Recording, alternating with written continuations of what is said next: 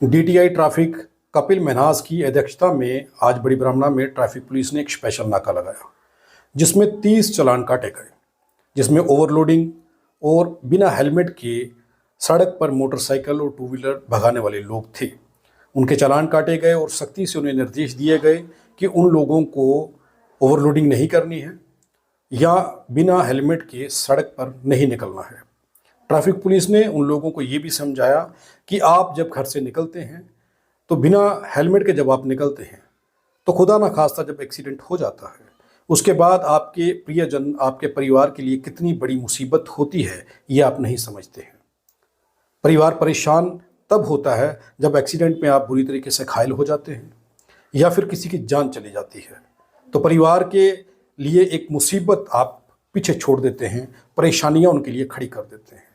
इसलिए traffic police ने यह कहा कि हेलमेट लगाना सिर्फ चालान से बचना या फिर ट्रैफिक पुलिस से बचना नहीं है।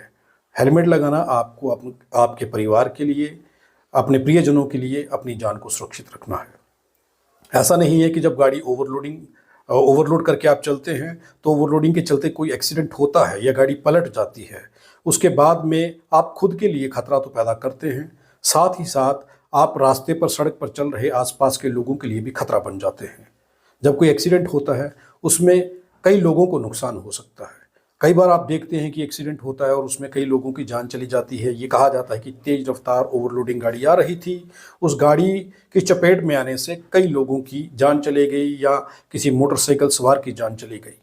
ट्रैफिक पुलिस ने सख्ती से इन लोगों को समझाते हुए निर्देश दिया और इनको ये हिदायत देते हुए समझाया कि आपको अपनी जान के साथ साथ दूसरों की जान की भी परवाह करनी है।